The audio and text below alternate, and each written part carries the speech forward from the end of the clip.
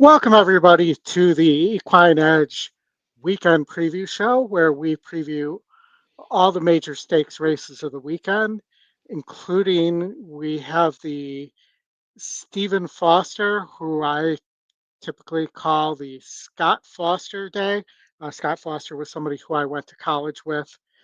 Looks like Mike is coming back in here. He'll be my co-host for the Sorry about evening here on the weekend preview.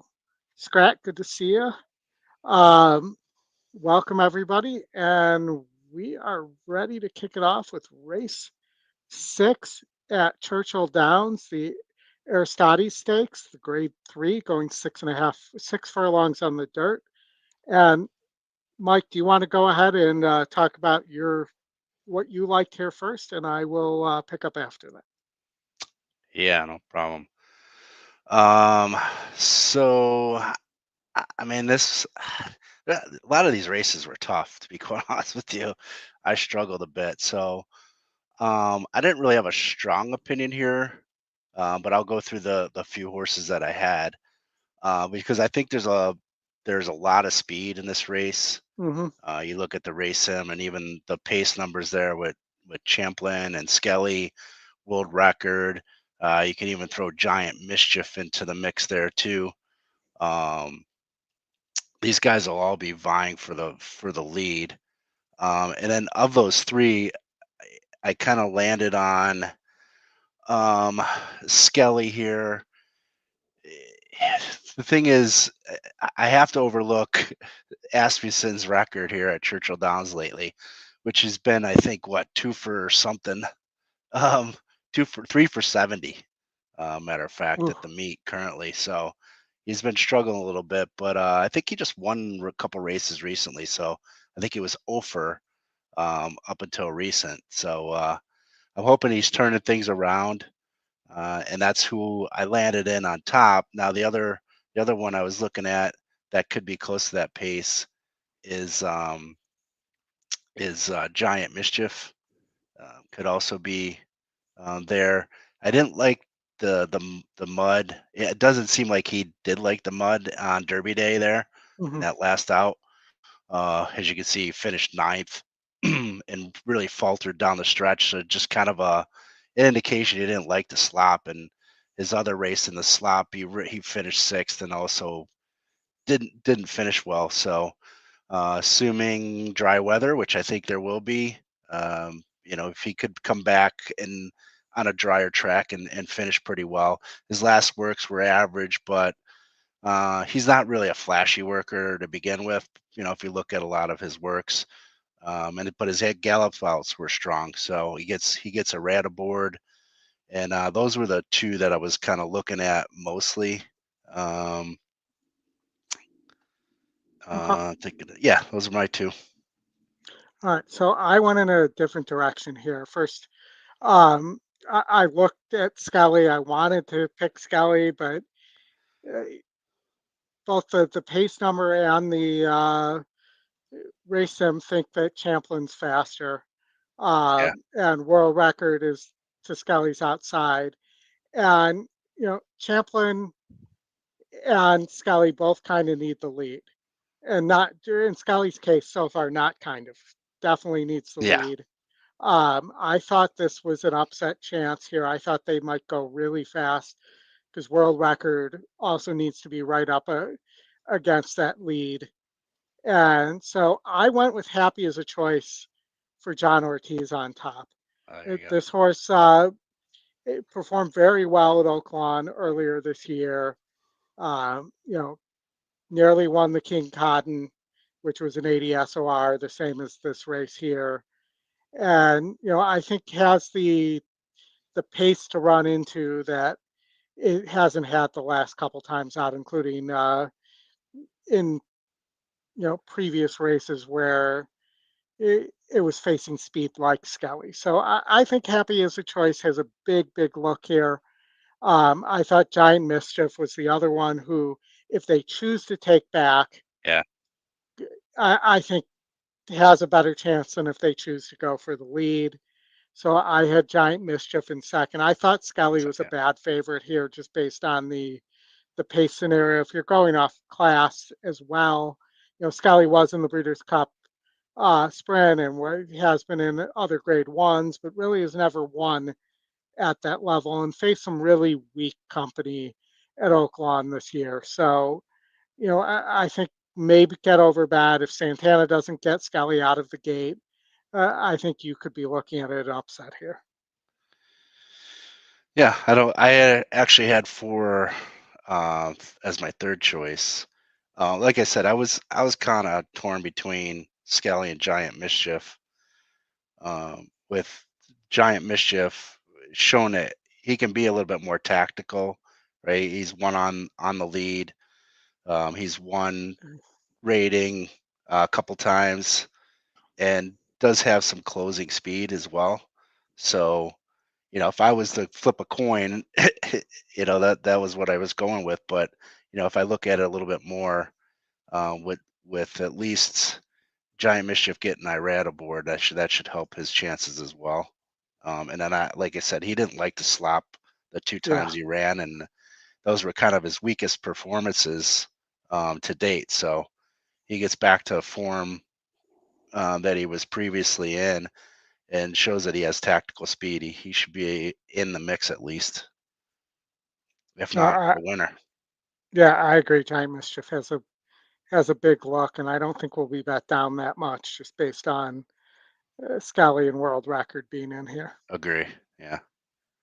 And really, World Record has the in terms of SOR, if you're going by SOR, one of the weaker resumes in here. So, Yeah, um, he's also got that win, not run real well, win, not run real well. yep, That pattern. yep, So he's due for not run real well.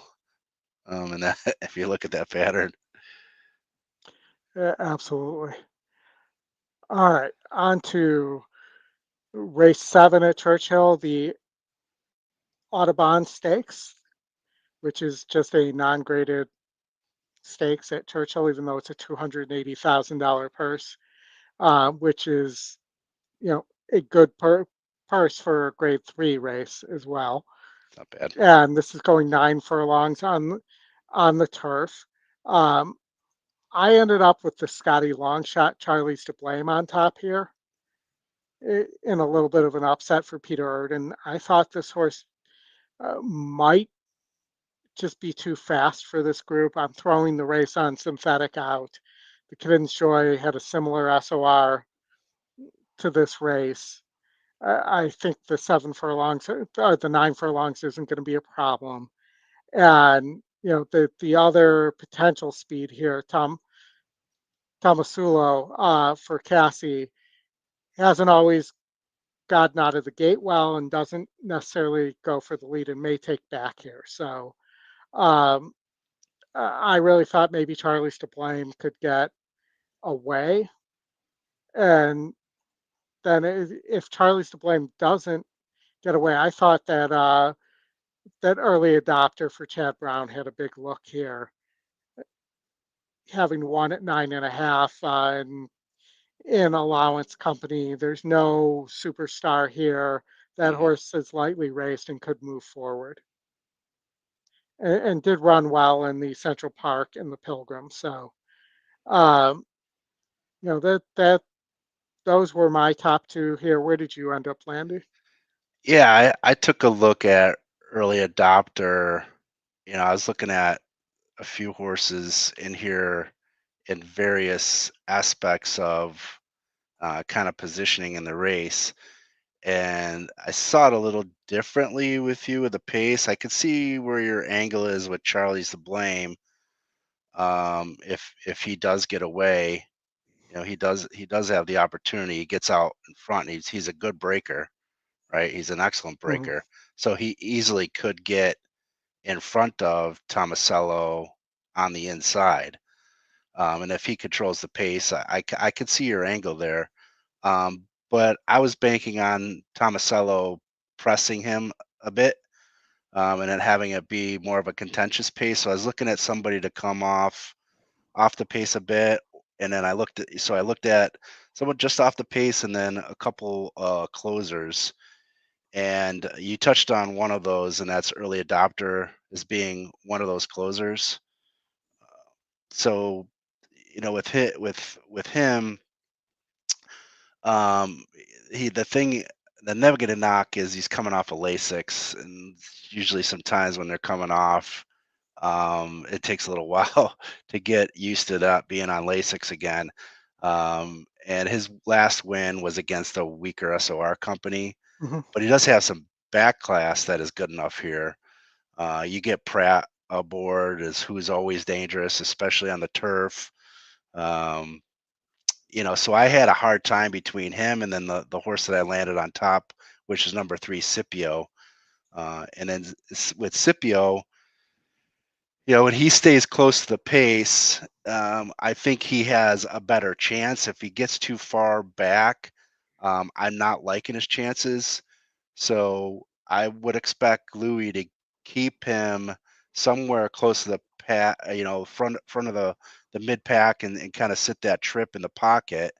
His GSR doesn't change too much, adding the extra 16th of a mile here, so that's a plus.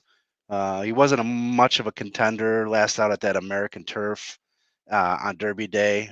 His 8 furlong win was a maiden breaker back, Yeah. coming down the hill at Santa Anita.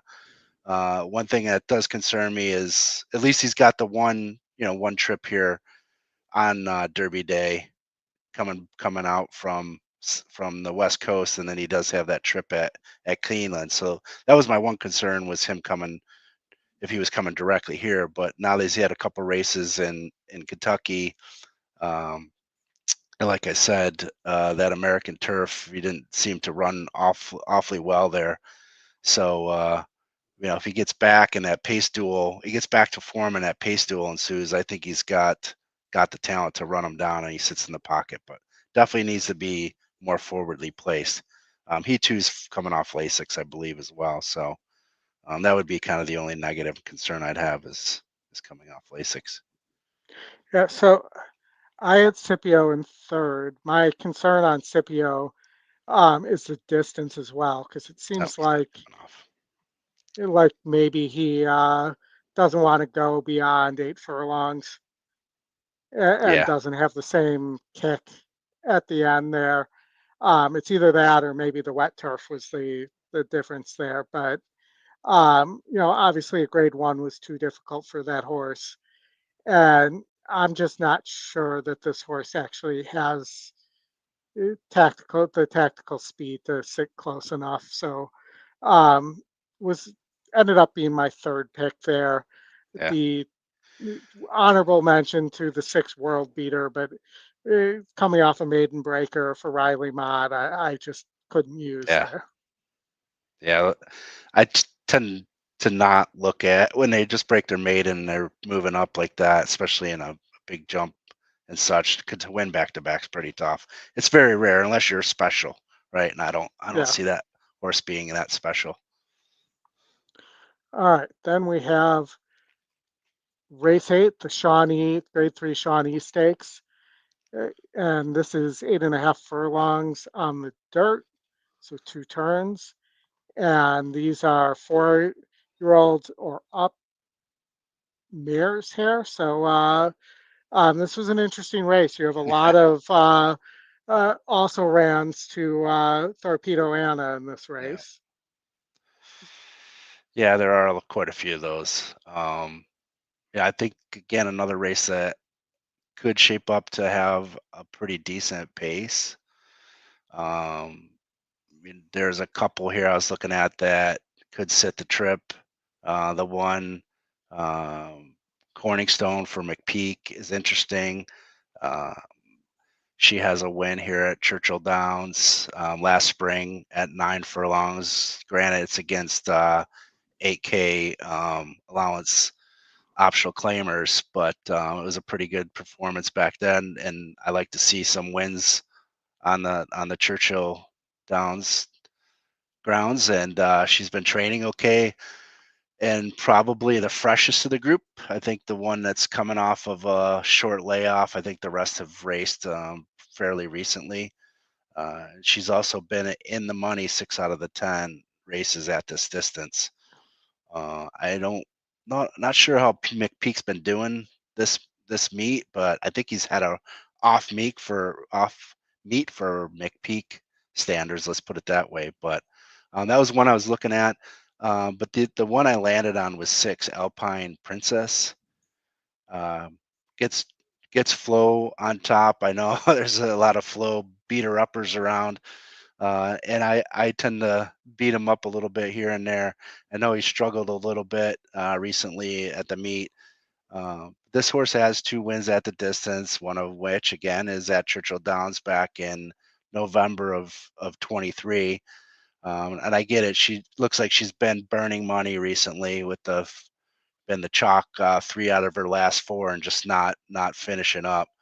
But a couple of those were against graded company and a little and tougher than she's faced here. Are going to face here. So with the speed up front, and I think she will typically will sit off the pace, within 1 to 2 lengths, not too far back, and with her training well, hopefully Flo gets out of his rut here and hops aboard and brings her across the finish line first. All right. So I went for a big upset here based on what I saw in the race sim helped me get to that. But I went with Wild About Hillary in an upset here on the front end.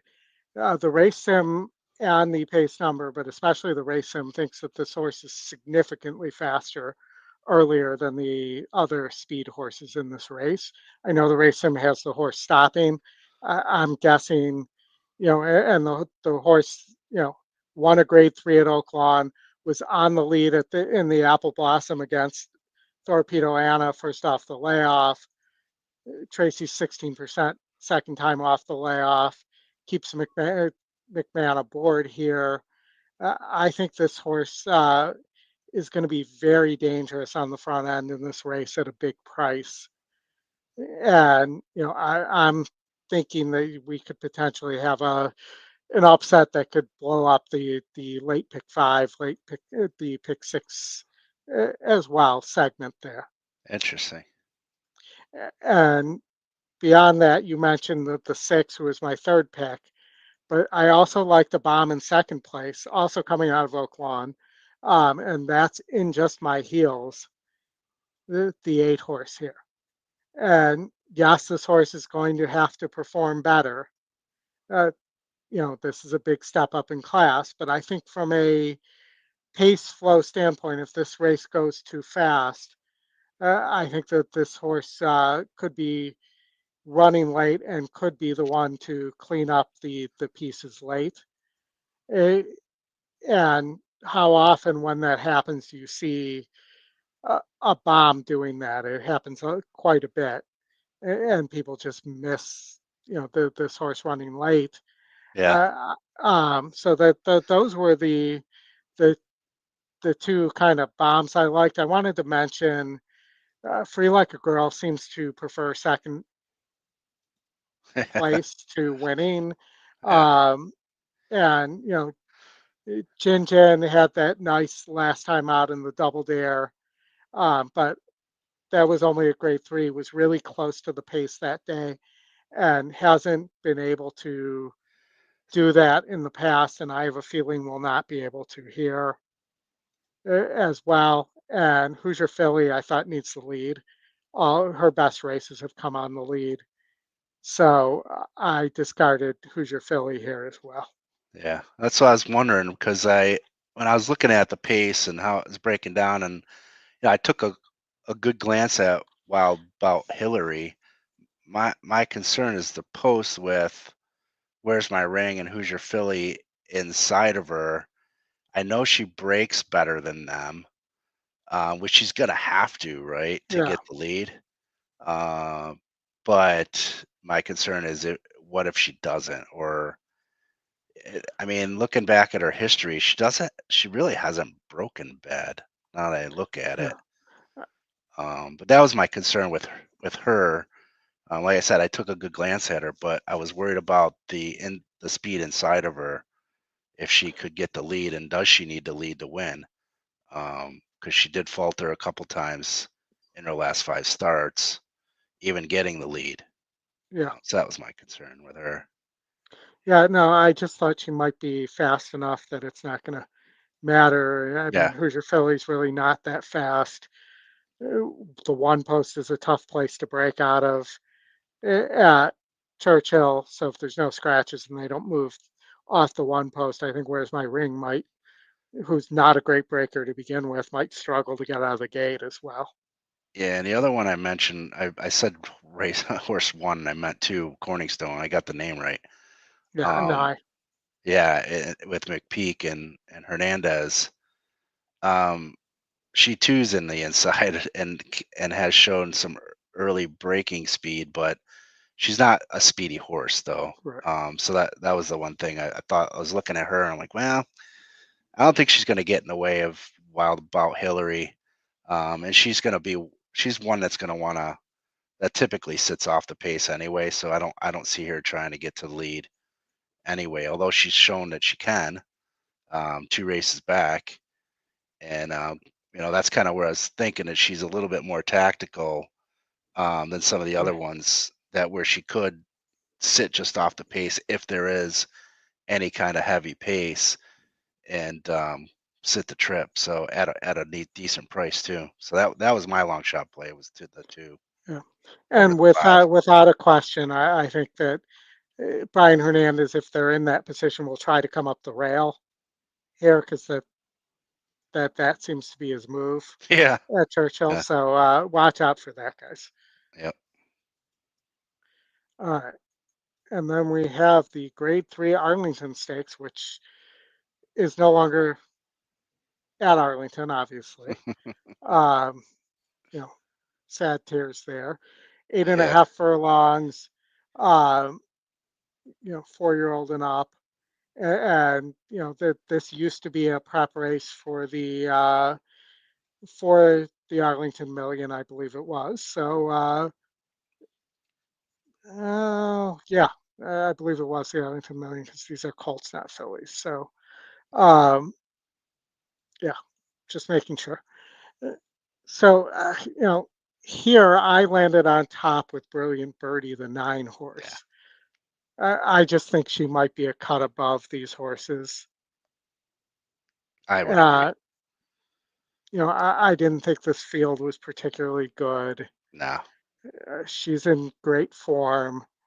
The race sim doesn't think that Silent Heart has the pace advantage that it might look on paper like he hmm has.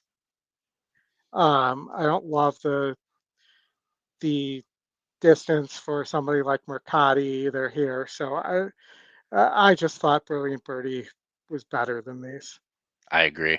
It was all about, class, her his past performances. Um, I don't see, yeah, I see the pace, similar to actually the way the race sim has it. To be quite honest with you, Yeah, um, the only one that I was looking outside of her was the four Hershey, um, mainly because of his recent win. I keep saying her. See, I always get them screwed up. yeah, I always want to say hers all too much because I don't want to make a mistake.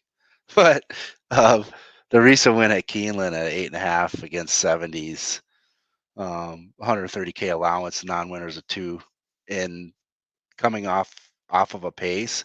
So I'm thinking if there is any kind of a pace duel up front, which I don't really see it too big of a pace duel up front to run into. That was the one that I thought that had a chance to at least get second, but possibly upset Brilliant Birdie.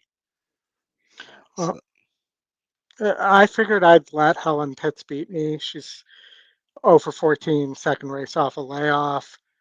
Um, so I thought Laganos might have a shot, but Asmussen's yeah, numbers are terrible, and this horse probably is better on dirt than turf, looks but like it. did win a grade 3 on the turf on this course. I just saw a note from Jake that it's supposed to be wet at Churchill tomorrow. So I Okay, don't expect this to be a dry turf course on Saturday either. And yeah, then that's I good enough. also like the two cameo performance a little bit. Yeah, that was one You I was know, looking at too. you know, not a winner, so to speak. Doesn't like to win, but I think this horse could get a piece underneath. Yeah, I've been in graded company recently and Yeah, just just not at that caliber, right? yeah, just Um, not a winner. So, no, yeah, it's not a winner, right? yeah, Um, what was I gonna say about Hershey? There was another comment I wanted to make about Hershey. Um, you know, I think his last work was decent, but that wasn't the comment. Oh, the twirling candy. Yeah, sorry, twirling candy. I'm a big twirling candy okay, fan, so that was the other angle I had, just because of me being a twirling candy fan. Um, but yeah, I think it was brilliant, Birdie, and then you could probably find three or four others to make a yeah, case underneath.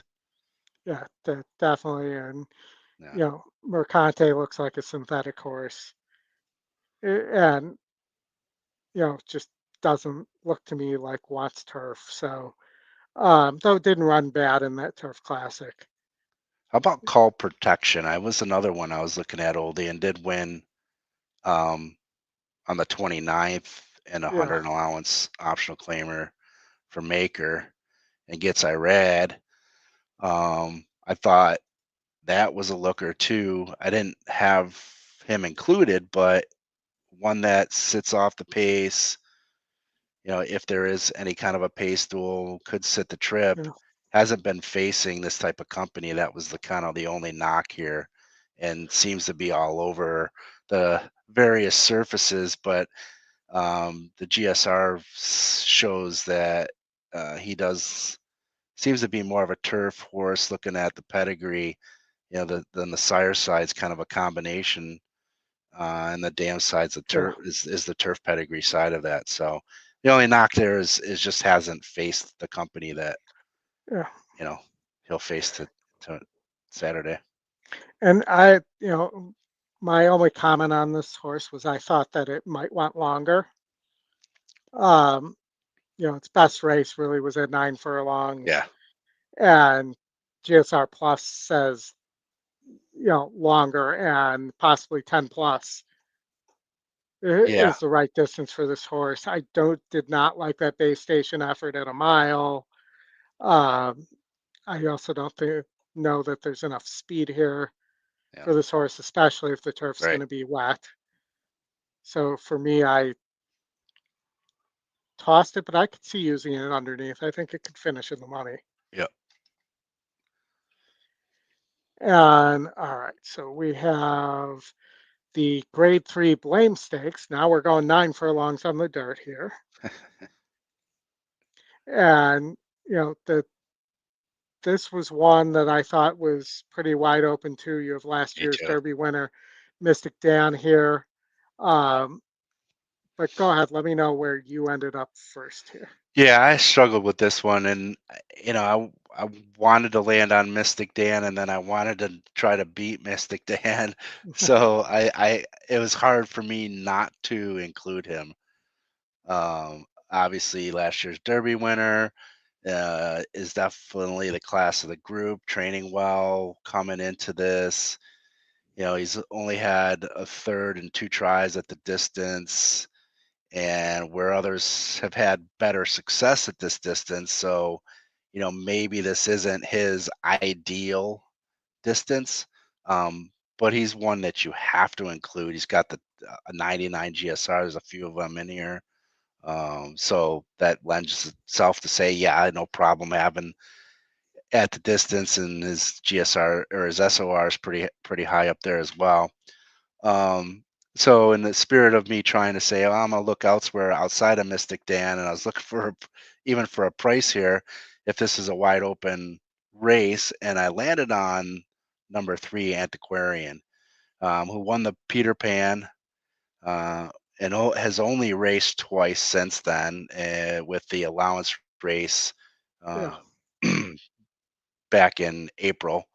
at Gulfstream Park at 7 furlongs. So stretching back out, and it has that pattern that we've been seeing lately: a win not so good, win not so Mhm. good, win. Now one would argue, hey, it's going to be a not so good.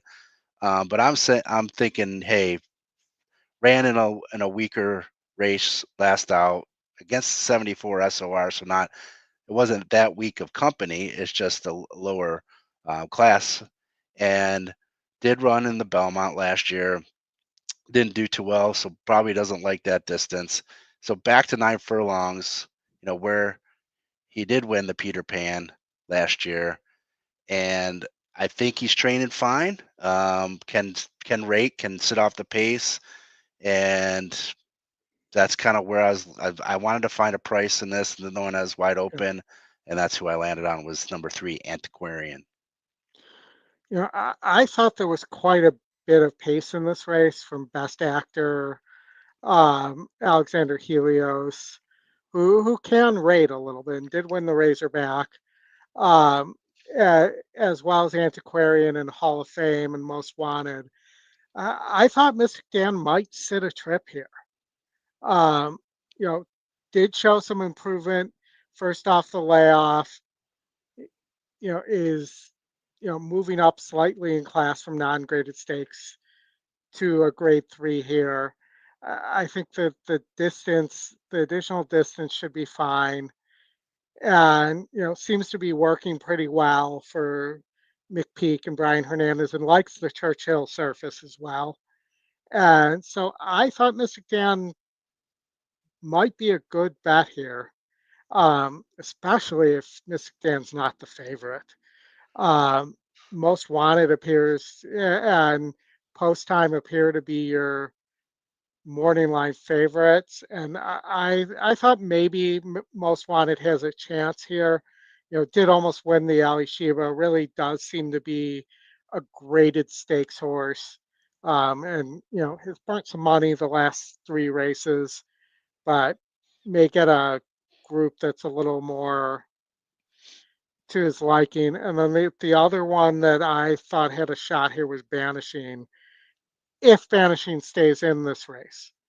Because I don't know if you heard this story, No, but he's cross-entered next weekend, um, on Belmont weekend, and David Jacobson hasn't decided, is he running as of what I read this morning, hasn't decided, is he running the Blame, is he running next weekend, or is he running in both? interesting. And he gave the possibility that he runs in both, um, which would be very interesting.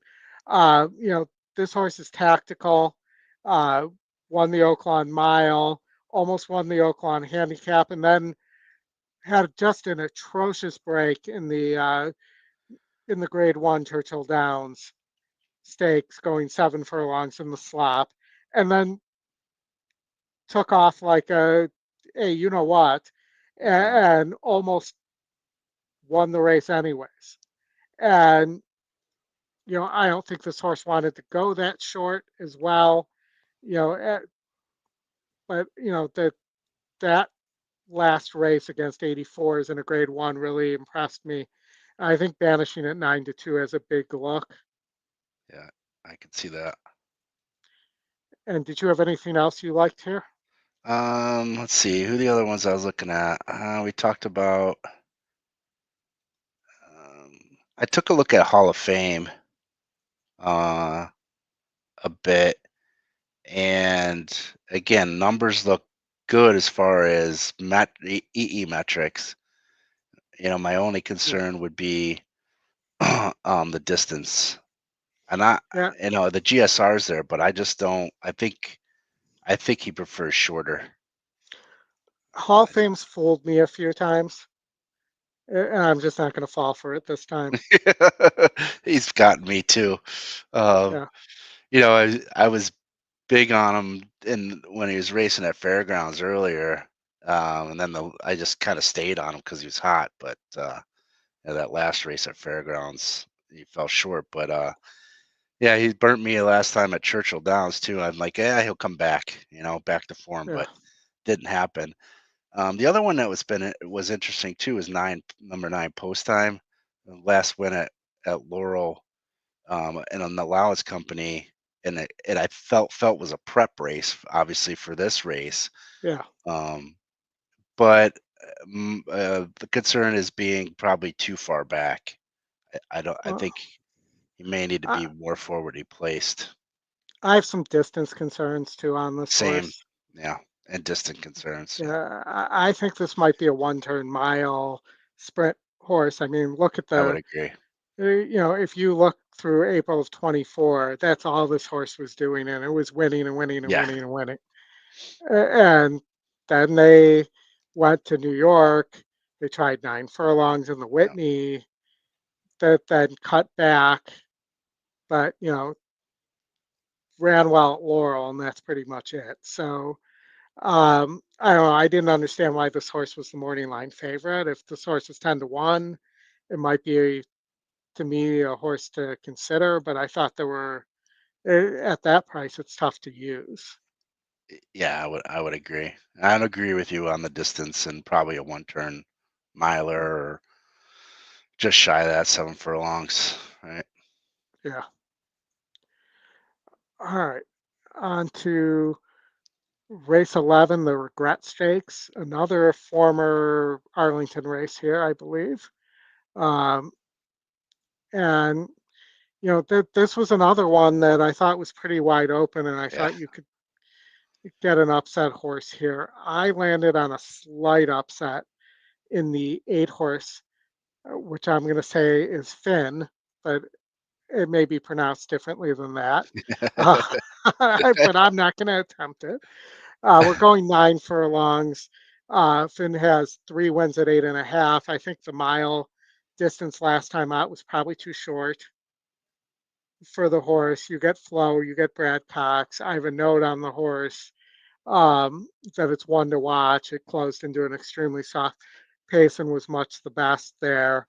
Um, I didn't run poorly at a mile, but I think it's going to relish the 9 furlong distance here for Brad and his Cox. Interesting. Yeah. So I had I looked at three different. So I kind of broke this race up into on the pace or near or on the pace, Yeah, mid pack, and then closers. And Fion or Fiend or whatever yeah, was the closer I did fall on. Um, Kind of similar ways with you, and that has 3 wins at a mile and a 16th, all at fairgrounds. Even if she doesn't win, I can see her definitely flying, and could it. I actually would position her in second. I actually would think about keying her in second. Maybe she wins, but that's kind of my angle was to just to key her in second as being a closer and just not getting there. The mid pack horse that I was looking at was Here for a Good Time. I love that name first and yeah. foremost. It's a pretty cool name. No, it's not Um, here for a long time, just here here, for a for, good time. yeah, or Here for a Bad Time, because that wouldn't be good either. No, I realized that she's been on 3 different surfaces, and her last trip was on the turf at 8.5 furlongs against a little bit weaker company and allowance claimers, optional claimers. Um, Shown that she can be 5.5 lengths back and make up ground. Yeah, I didn't look back at that race to see how the early speed was, and if there was a heavy pace at the front that she was running into. I didn't have a chance to look at that. But I could see where in a race back on the dirt at 9 furlongs, where she was on and near the pace, and it seems like she has that tactical nature in her, so that she can, depending on the race breakdown, as she gets Irad aboard, um, he can feel and see what's going on and position her in the right spot that she could possibly come in for Walsh at a price. If she gets around that 8-1, I would probably lean on her a bit more. And then the horse that I thought at the front of the pack that had a chance was Lush Lips. That's Mhm. another funny name. It uh, reminds me of the former Pittsburgh Steelers receiver Lewis Lewis Lips, Lips. right? Yes, you knew where I was going. Yep. Uh, and Um, that reminds me there was a Pepsi commercial back in the day where they were the whole thing was like a play on everybody's name. Like it shakes Lewis Lips and shakes somebody's hips. Eric's uh, hips. Eric Hippo, the I don't former remember that. Lions quarterback. And Oh it was the yeah, drink of the moon and it plays Al's tune. I do But remember that now that you mention it. Holy crap. I actually found that a couple years ago on YouTube. So a little still fresh in my memory once I started the song in my head there. But That's funny. Um, but anyway, it, that's another yeah, Walsh horse. I want to say Warsh horse whoosh. and not Walsh. I have my buddies down in, in Ohio when they can't say wash, they say Warsh. So I guess I picked that back up from my Ohio days. Um, but anyway, does have the race on Oaks Day underneath her. At least Yeah, she's had some experience on the turf here. It is firm on the as a firm. It's saying it might be soft, so I'm not quite sure if how she'll handle that softer turf. But um, it was tougher company in that race. Finished second, 3.5 lengths back, but had a nice finish in that race. Gets back to form where in her allowance and her maiden breaking race there back in Gulfstream Park. So she's been in the money 5 out of her 7 races career wise, and I just felt that you add the ever dangerous Pratt on the turf to the mix. And then you get the EE morning line, and looks like it's the lowest EE morning line as well in a wide open race. Those are kind of the angles I was going for with putting her on top, but I do like that number 2 here for a good time. That yes. could come in at a decent price at 8 to 1 if that's where she goes off. So those were my second and third horses as well. Nice. So we're just in different orders. Well, I guess you're 278, and I'm oh no, you're King the eight and second. So Yeah. just slightly different. But yeah, I thought here for a good time might have a shot to sit a trip. I did think there might be a lot of pace here, and I thought Lush Lips might be the one of the speed horses that might be able to rate a little bit Hmm. and just sit off slightly off the five and the six and the nine there. So that's kind of the way I saw it as well. Um, and so that's kind of where I ended my Churchill Saturday, my Stephen Foster, who I mentioned when you got knocked off for a second that Yeah. I like to call this the Scott Foster preview day because Scott Foster was somebody I went to college with. So all right, let's move to Gulfstream, everybody's favorite stream park, Gulfstream Park here.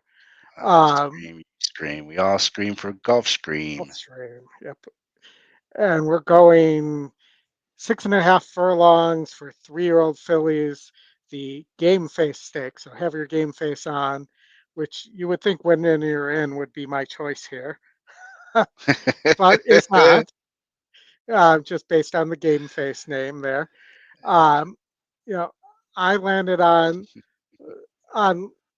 Love You Morgan, the 6 horse here, and a little bit of an upset at 9-2 for Interesting. Safi. Second, broke its maiden last time out. This is not the greatest group.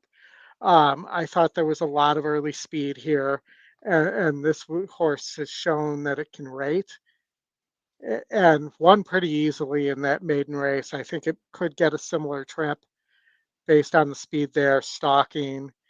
And, I just thought that, you could beat the 1 and the 7 here. Interesting. Um, so I was going back and forth between a three horses. So one of them was the number 7, Winning You're In, coming back off a short layoff. Should be forwardly placed based on recent performances and or Yeah. more not recent performances, but more long ago performances. If you look at the pace metric, it's just 8 points behind Andrea or Andrea or however you want to pronounce her name. But so I still see her forwardly placed. She has won on the lead her last trip out there in March. She won on the lead against 68 companies, so very similar as far as SOR group goes. Her GSR drops a bit, um, dropping the 16th of a mile in distance here. And she does have 2 wins at 7 furlongs. And then the other thing I liked about her is that she doesn't necessarily need the lead to win.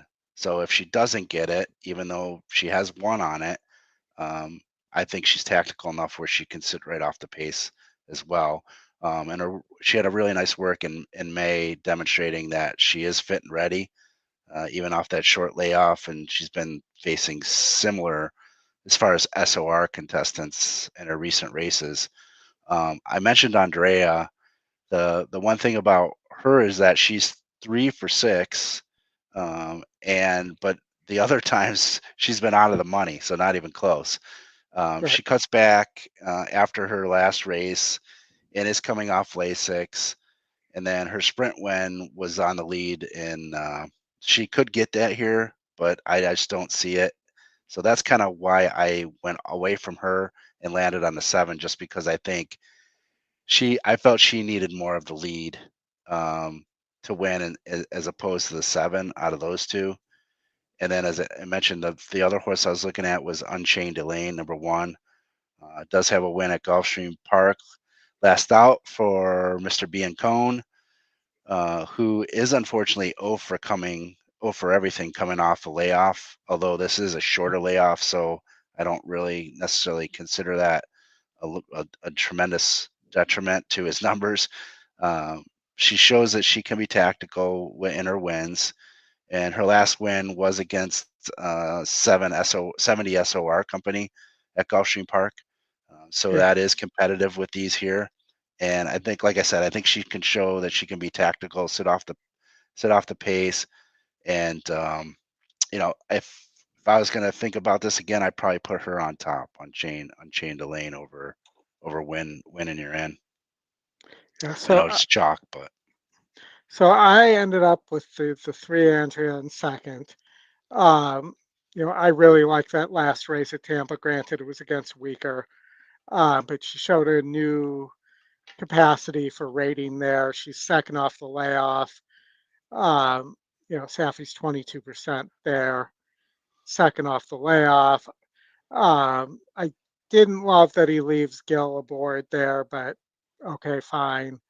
And then in my third spot, I hit Unchained Elaine as well, has beaten better than this group. Um, but as you said, off the layoff being Cone's bad, and the risk is not priced in there in my mind. yeah, Um, I think could finish in the money, could win, obviously, but I don't think that the difference in price between Elaine and Love You Morgan or Winning You're In is where it should be. So I would play against if you can at all here. yeah. I think it's gonna come down to the tote. Looking to see where the money's going, and from the morning line as well, right? Yeah, If Unchained Lane's staying at that 5-2 mark and doesn't budge too much from that, and you see someone like your Love You Morgan or someone else taking a little bit of money, um, you're right. You may have. I don't. It's just this is a tough. It's. yeah, I don't know. There's 4 of them, like we mentioned, that probably could win this race. Maybe it's just the price. Whatever's got the best price, and that's the Porsche bet. makes sense there. All right, race 11, the Powder Break Stakes, going a mile on the turf, which, from my understanding, Gulfstream's mile is actually more like a mile and a quarter, a mile and a 16th. Uh, and the 7.5 two-turn distance is more like a mile. Yeah. But um, Powder Break Stakes for fillies, non-graded stakes here. Um, you want to kick this one off here because I have a feeling we might be on different horses here. We might be. Um, so there's a few in here that have the EE morning line to morning line angle. Now, with Yep. that being said, I think that some of these that have these high morning line odds are not going to be that high. They're going to be closer to the EE morning line. So with that being said, that's one angle that I was looking at, but then I kind of threw away the morning line and says, let's just look at the race and break it down, period. And then I'll match up whether my analysis matches more of the EE morning line. And that's kind of where how I ended up on the horses I did, if that makes sense. Yeah. Um, so I'll just tell you the horse I landed on, and that was the four Let's Go Coco. Oh, Big thing is that she is 4 for 6 at the distance and backs that up with a second place at the distance. Uh, GSR is decent. Now the only knock is she hasn't really faced as good a company as she has here in those races. right. She has that pattern of win, not so good, win, not so good, win, not so good. I don't know why we're seeing that a lot in these races with some of these horses, but we're seeing it. Um, but I feel that if she can step up, um, and has shown that she is tactical in her wins. She's won on the lead and won handily. She's rated. She's come from off the pace, with a couple lengths back. If she runs her race and improves off of those races, I think she has a solid chance just because of her record. Right? That's kind of why I Yeah. fell on. And at 4-1, and I think there's a host of other horses in here that could easily win this race. She may end up going off as the favorite. I don't know. It's hard to find out who will be the favorite in this race, to be quite honest with you. Yeah. So I was wrong. We did land on the same horse. Yeah, we did. Yeah. So the way I saw it was that Candy Gray is probably going to be on the lead, Yeah, because Safi's going to send here with Zayas aboard, and this horse wants the lead. And I thought Let's Go Coco wants to press or be close up stalking, prefer it. Yeah. and which is fine. That I want Let's Go Coco in that position, and Hmm. I thought this race looked to me because those are the only two speeds here. Like it could be a perfect trip for Let's Go Coco. Um, I actually don't think you're gonna. I think Let's Go Coco will go off at over 5-1. You think so? Yeah, I do not think we'll be the favorite. Interesting. Um, I thought somebody like De Regresso for Sano or Candy Gray for Safi are Candy going to Gray take. might just because of the Yeah, connections. Yeah. yeah. But I landed in second, or my second slot, with Dancing and Dixie, the one horse for Mark Casse, second off the layoff. This horse has no early speed, but has been in against some really good horses. Was in the Grade Two Saratoga Invitational. The was it at Kentucky Downs. So if those two horses run each other off their feet, uh, I thought Dancing and Dixie had a shot to be the horse that cleans this race up. And then the Yeah. horse that I actually think will be the favorite is Majestic Venezuela, the six horse for Victor Barbosa.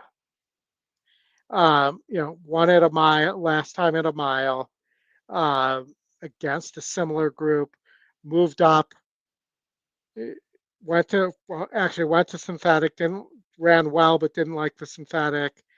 Moved up in distance and in class, and wasn't good enough going longer. I think the cutback in distance, the horse has shown tactical speed in the past and is likely to get a nice stalking trip as well. So I thought Barbosa and Jaramillo might team up here, and I think this horse goes off at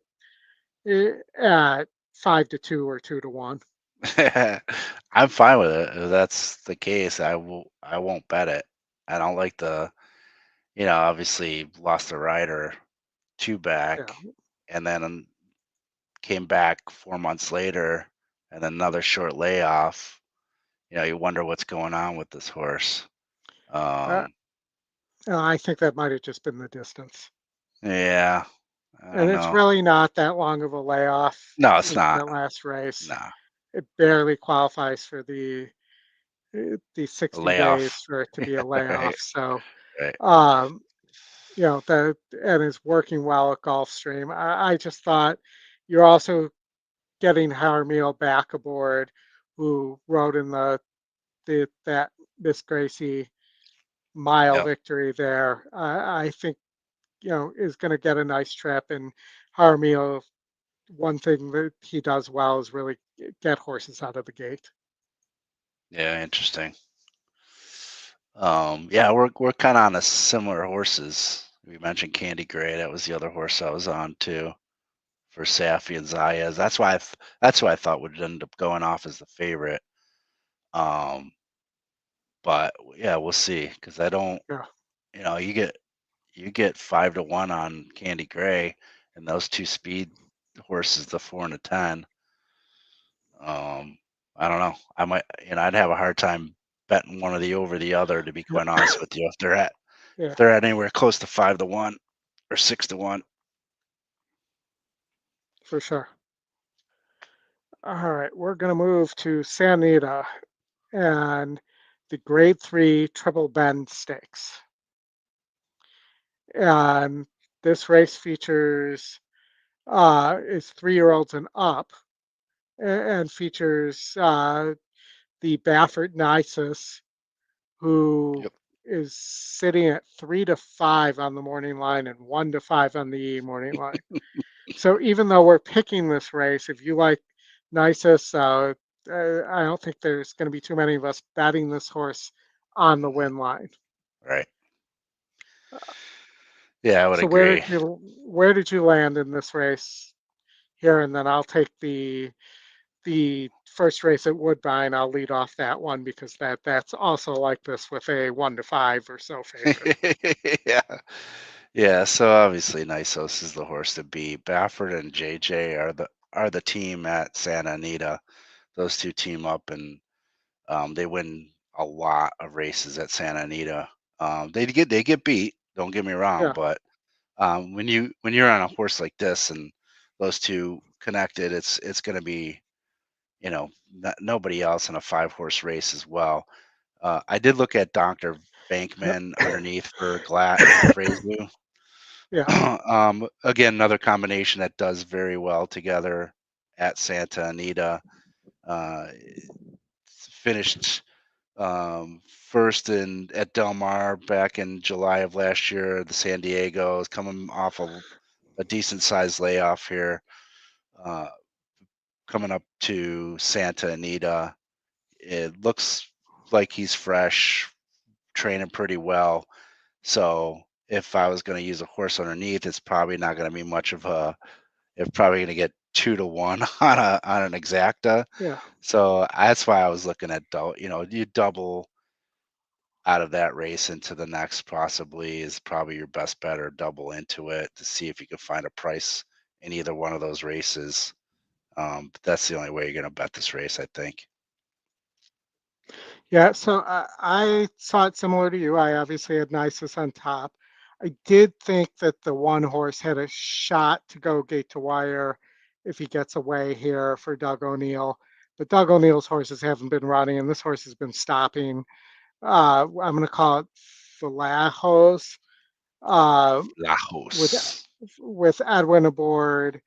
It's just an outside shot. Maybe try underneath in an exacta with Nisus, and maybe you get 5-1 instead of the 2-1 on Dr. Yeah, Venkman.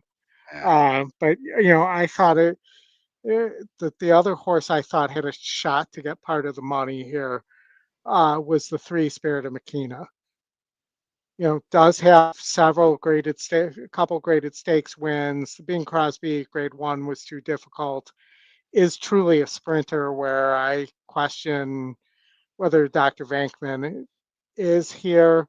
So this was another horse that I thought could get a piece, but I didn't think would win. yeah, yeah. It looks like it's either I don't know. You don't bet it, or if you're gonna bet it, yeah, look at a double probably coming out of Yeah, it. I think there's a couple horses in the next race you could easily double into and yeah. get 4-1. Double in, double out. Yep. There's something I didn't get to look at race six, but um, yeah. So that's chalk race number one. Chalk race number two is the Cartier Stakes, grade three at Woodbine, going 6 furlongs, where you find one of my favorite horses, Patches O'Houlihan, who will be dodging wrenches. Yes. Um, Duck dive Doc, yes, and if he can dodge pitch. a wrench, he can certainly beat this group of tomato cans. Uh, Right. there's just that they put this race as race one outside of the both pick five sequences on Saturday on purpose because there's only four horses drawn into it, and Makes sense. Patches it just towers over this field. You look at Old Chestnuts not beating 66 SORs in conditioned allowance optional claimers. Um, you know, this horse is beat 66s, and the Safi horse hasn't been winning against easier either, and synthetic Yeah, at Gulfstream and on the turf. I just think that this is patches all day. I don't no know that doubt. we need to spend that much time on it either, but and the race sim thinks patches pretty easily. Yeah, it's the same thing. You got to look at possibly doubling into the next, and you might not even get much of a because there's a pretty decent favorite in the next two, although could be beaten. But yeah, it's the only way you're going to get any kind of value. Yeah, and patches from all reports that I've heard, it's just been maybe better than he's ever been. I mean it, that's a 46-4 work Yeah, it's insane. at one of 24, but that's not it. That April 25th Yeah, it's work at just 45 even and better. 2. Yeah, that this Yeah, might be the patches year, like the like we saw with the chosen Vron. This might be yeah, patches year. Um, so go patches.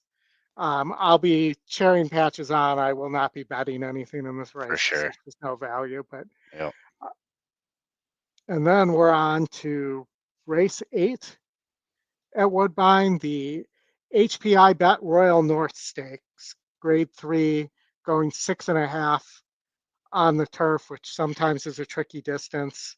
yeah, it is. Uh, I thought the sequence in general was pretty chalky. Um, where did you land here? Yeah, I did too, and I was trying to find some value and I couldn't find it. So I landed on two fairly obvious. One, I'll try to pronounce the name Tupi, Tupai, It might be Tupi, Toupee. Tupe, Well, let's go with um, Toupee for now, unless, Tupe.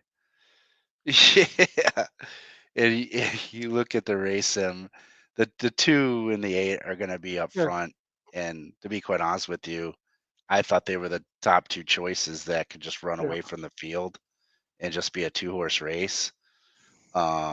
And I really didn't have a opinion one over the other necessarily. The only I think difference between the 2 is that the 2 has all of the top metrics, EE metrics in every category. Um, Obviously, Yeah. can get some pressure from the 8, but the inside post is obviously going to help her get to the lead and clear the 8. And but she has shown that she can sit off the pace and and still win. And even if she doesn't, lets the 8 get in front of her, should be fine. And then um, the other comment I was going to make was if you look at her PP, she's that win loss, win loss, Yes. win bad race pattern. I was giggling when I was looking at these PPs, and I'm picking horses that have these patterns. It's just coincidence. It's not on purpose, because normally I don't like horses that have these weird patterns like that. But this one's on the positive side of that pattern. All the Yeah. other ones I picked tonight have been on the bad end of that pattern. But yeah, those are the two I landed on, Oldie. I just thought they were the Yeah. best and the speed and so on and so forth. They were my top two as well. I just had more questions on Earhart. Um, Not just where is she and where did she crash, but also she's never run on turf, so it's first time turf. Um, is the morning line favorite over Toupee here? So I thought that those are potential questions. Also, it seems to need the lead where Toupee has shown a little bit of ability to rate. Yeah. So, and I think Toupee prefers 6.5 to the 5.5 she ran last time Yeah. at Keeneland. So that those were the reasons I decided to put the two on top over the 8. Hmm. Um, I did think the 6 had a little bit of a look for Cassie Another one I looked at here too. Yep. going back to the turf, gets Patrick and his husband's up there, ticker tape home. And then I thought the 10 Gallon a Rush, first time Miguel Clement taking over for his late Yeah. father, uh, Christoph there. Yep. And, maybe you could argue that the better races have been on synthetic for this horse. But I think that Miguel's going to have this horse primed to run a big one, second off the layoff. Already had a race here at Woodbine, and I think as we open the turf course here, that this is a horse that could run a big one.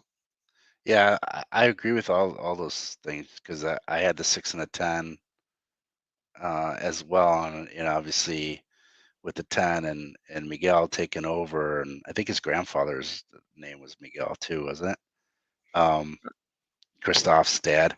Yeah, I'm not sure. I think he was a trainer over in France. And anyway, it's there's a little sentimental aspect of this too as well. But coming back off the layoff and has already run 6 furlongs and came in second in the whimsical for Claude. So I do think he has a chance. And on the dam side is where all that turf pedigree comes from. So that's always a positive sign as Yeah, well. So if she doesn't win, I think there's a chance for her to come in on the board at a price. for sure. Yeah. And does have a win over the Woodbine synthetic as well. So very familiar with Woodbine. Um, all right, on to race 9 at Woodbine, the grade 2 Eclipse Stakes. We're going 8.5. We have the venerable 3-horse Get Smoking, and I say venerable because the horse is 8 years old here, so that I don't think you're allowed to discuss an 8-year-old horse without using the word venerable. When Venerable, it, right? yeah, but so is a pace square. That's where I landed here. Just you know, a 26-point pace advantage. Yeah.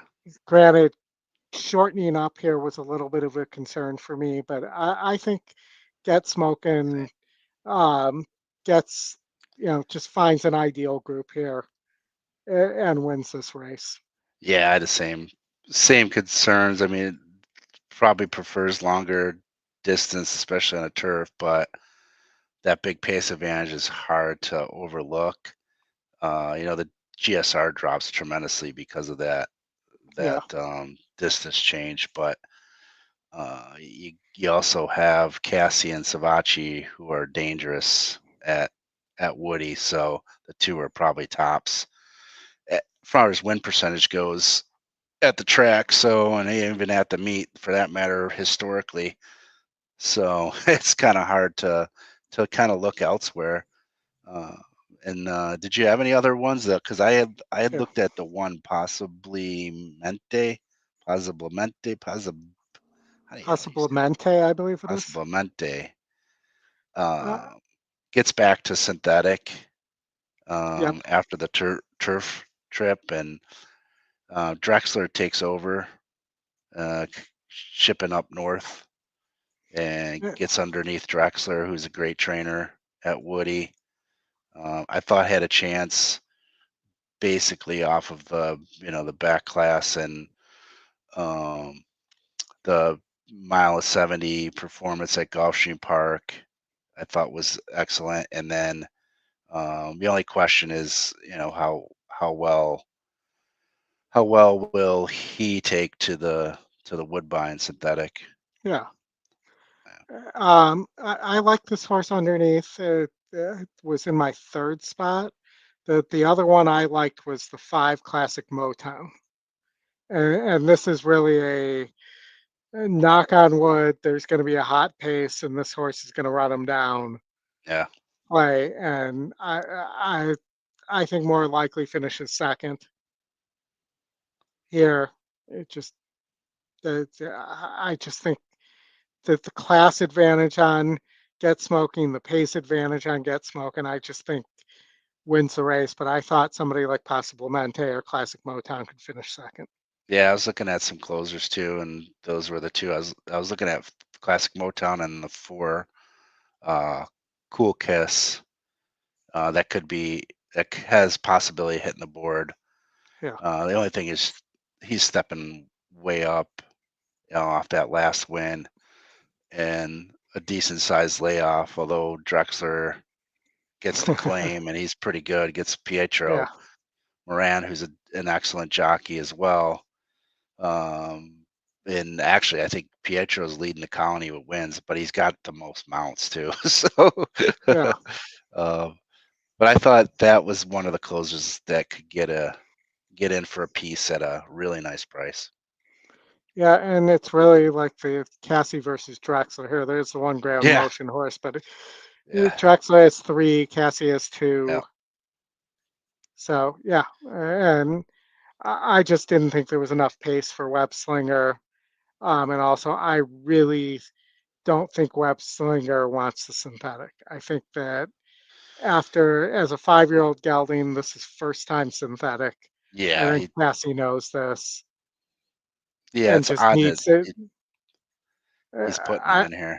I think it's a prop Yeah, because it's first off the layoff and that they're maybe aiming this horse at Colonial or Church or Ellis or Churchill because that's really where, or Saratoga. I mean, look at where the horse has been running. It hasn't been running at Woodbine. I think yeah. this That's is why it just a was prop weird to get that it off he. the layoff. Yeah, I don't know. Just don't know why he bothered to send him there So to run on run on a synthetic, but yeah. whatever. He knows Well, better. yeah, and that's probably where he, for the winter had the horse was located. So Yeah, it could be. that's just a guess on my part. But all right, let's go to race 10 at Woodbine, the Balmahoney Stakes or Balmahone. Um, and this is a grade 3, also going 8.5 for mares here. Um, where did you land here? So I landed on I think the one. I think I was going between two horses here. The one and the four were the two. Um, I can't remember which one I landed on, but I think they're both have the opportunity to win. Of course, the stinking one is one of those off win, not win, win, not win. But the difference here is the pattern is been in the money when she hasn't won. Whereas some of these other patterns, they just been clunkers. They haven't been hit the board. At least she's hitting the board in her pattern. Yeah, Um, Again, small short layoff coming in from Turfway Park off an 8.5 furlong win on the synthetic against 68s. Um, just was off the pace, and that win has shown that she can win on the pace back at Turfway Park in December, going gate to wire, and then two races before that at Remington, and another 8.5, but that one on the turf, just off the pace. Uh, and then Mike Maker can just do damage as well. And what else is I looking at? Is like been in the 1E, but what is it, the last 5 or 6 races or yeah. so, and then that one bad race at Woody last year on the turf. I guess grade two, it's against 72s. But yeah, I just like the fact that she's been in the money pretty much every one of her races over the last 8 or so. And then the four literate was the other one I was looking at, and I was kind of going hem hom between those two. And literate is 3 for 3 in the money at this distance. Gets back to synthetic where she did win back in November and was sitting off the pace in that race. Um, is another one that could just sit off the pace. I'm kind of looking for. It's not a lot of speed in this race, so Yeah. one of these two are going to want to probably be more forwardly placed, and that's why I landed on Dana's Beauty because she's demonstrated that she can take the lead and win on the lead. So that's why I fell on Dana's Beauty over Literate. Well, I landed on the two horse, Caitlin Her Greatness or Caitlin Her Greatness. Um, but unfortunately, she's not trained by Jamie Ness, so that doesn't work. Um, you know, won the King's Plate last year, going 10 furlongs on synthetic. Um, you know, ran well in the Queen Elizabeth Cup on the lead on the turf at Keeneland, and then coming back up here for the Maple Leaf ran well too. And just in my mind, has been running against better than anybody in this race for Kevin Attard. He's 22% off the layoff. She's training lightning bolts here, one of She is. 105 um, in leading up to this race. I think she's ready to fire a huge race here, and that this is one that I would consider doubling in and out of. Yeah, it's interesting. I had her in third as a third choice. I guess the thing that steered me away from her was the shorten up. It looks like she does want longer.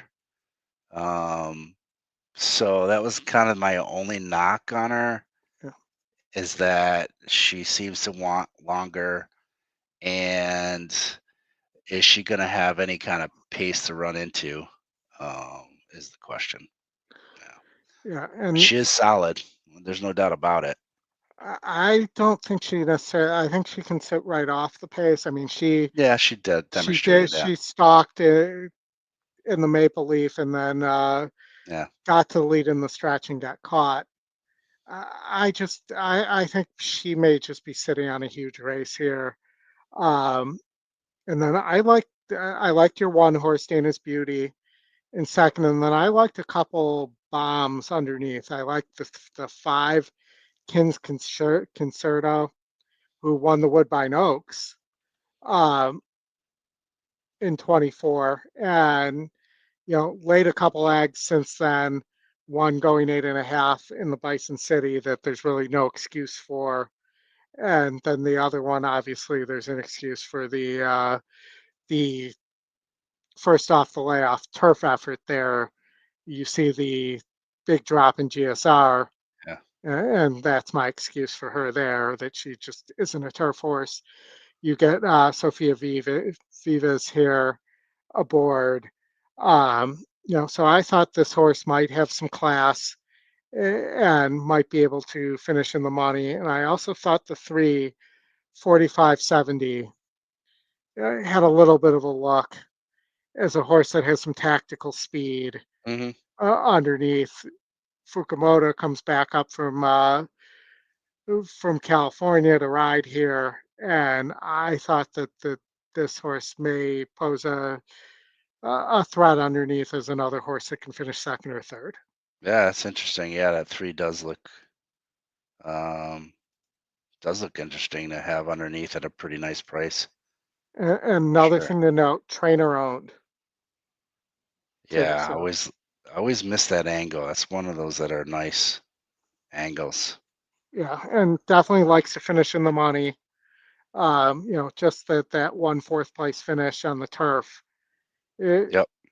that of recent times that hasn't finished in the money. And I think the GSR really supports synthetic over turf as well Hmm. here and hasn't finished worse than second on the synthetic. So Yeah, I like that look, Goldie. That's a nice look, that 3. yeah, so those were where I ended up. Um, that you have a maiden special weight in the last at Woodbine, but I think you can probably narrow up pretty good here in the late pick five and play a pretty cheap ticket at Woodbine. And that leaves us with one race left. Sunday at Churchill Downs, the last graded stakes of the weekend. Um, we're looking at the Mid Julep Stakes, which feels like it should be run on Derby Day. Yeah, had a few of those in And my lifetime. a few things that should have been run on Derby Day or a few mint juleps. A f- a few mint juleps on Derby Day. All right. Well, I hope you enjoyed them this year when you were at Churchill. I Um, did. so I liked a little bit of an upset here, uh, going 8.5. I like the nine Charlene's Dream for Mojer. I really like that last race at Pimlico in the grade three there. GSR stays the same. The horse has shown both the ability to win on the lead as well as win stalking and pressing. I think for this Churchill turf course is going to sit a great trip just right off the 2 and the 10 here. Hmm. GSR square as well. So I just thought that this horse, granted, is on the wrong side of the every other uh, race I run well metric, but I'm just going to throw the 10.5 furlongs at Kentucky Downs out. Hmm. Um, I don't think course wants anything to do with going that long. And also, it's Kentucky Downs, and most of the time you just have to throw good or bad form at Kentucky Downs out. So, um, second off the layoff, I really think this horse has a big shot here. Yeah, I looked at this last minute, but and the 2 horses I landed on were the 2 and the 11. And I think what separated me between the 2 is I saw that Jose is choosing to ride the 11 Deep Satin here, and the other noticeable thing I saw is that the last race at 8 furlongs and Keelan was yielding, um, and finished uh, a close second, right? Yeah, So if there is any kind of an off turf condition that, I was looking through them pretty quickly before we got on, and it seemed like the only one of the bunch that had handled that off turf a little bit better than the rest. Um, the other horse that I mentioned was moving on up the 2 for Safi, gets Dettori aboard. Was a the beaten favorite last out on Derby Day and in the Distaff Turf Mile, Grade 2, but wasn't beat by much and was seemed to be a little wide in the trip, but didn't make up too much ground. So that was my only concern is that doesn't seem like it does make up too much ground. It's right. it's just a horse that has a a steady run on her. So that's kind of why I landed on the 11 over those horses that I initially looked at. And then you mentioned the other horse, the 9, Charlene's Dream. Yeah, so the George Jefferson horse moving on up. I agree with everything you said about it. I had it in third. I deep sadden in second for Sherry Belbiv DeVoe there with Jose aboard. Um, the other horse that I think deserves an honorable mention here is the 10 No Mo Candy for Safi. Not all these Safi horses will go. This horse Right. has shown the ability to be tactical. Did win a grade 3 at Aqueduct. Could sit a similar trip here. My question is just, this horse may be a miler by Uncle Mo. Does put Irad aboard though, so that this horse, of course, is dangerous. I wouldn't be surprised to see this horse go off as the favorite with the 5-2 morning line. Hmm. Yeah, it's gonna be. I don't know. It's a tough race. It's definitely a barn burner. Um, I just I'm gonna knock on wood for Charlene's Dream here, and hopefully I get a decent price there. And No Mo Candy takes a lot of money, but yeah, I think it's a pretty wide open race. I think the Yeah. race sim kind of reflects that as well. If you look at the stretch as well, it looks pretty close. So Yeah. we'll see here, but I think it's going to be a pretty good sandwich weekend between the second and third legs of the Triple Crown here, and you have some really nice races this weekend Yeah, for sure. Yeah, it'll be exciting Saturday, and handful of races on Sunday look good too. for sure. Quick plug, everybody. Uh, the road to the NHC tomorrow at 11:30 Eastern with Scotty and David. And then please tune in. Justin and I will be doing a stretch run starting at 3:30 Eastern, covering Sam, the Stephen Foster preview day. I almost called it Samuel Foster that time. Uh, as well as the Woodbine Stakes. We'll be showing those live in the stream, as well as San Nita and Gulfstream. So please join us on Saturday as well. And next week, Belmont will have some announcements coming. We already have some great guests planned for Belmont weekend. So thank you, everyone. Dare, great seeing you. Great to see you here. Thanks for checking out the show. And if you guys can hit the like on the way out, we'd appreciate Appreciate it. it. We're gonna put some tags in here, and we'll have the live replay of the show running as quickly as possible. Thank you Mike, all. yeah, anything Yeah, and you want? I got to go get to hockey. I think Okay. Edmonton hopefully is winning. I haven't All checked the right. score. All It's right. hockey Well, time. hockey time. And thank you, everybody. And we will see you next week. Take care, everyone. Have a good weekend.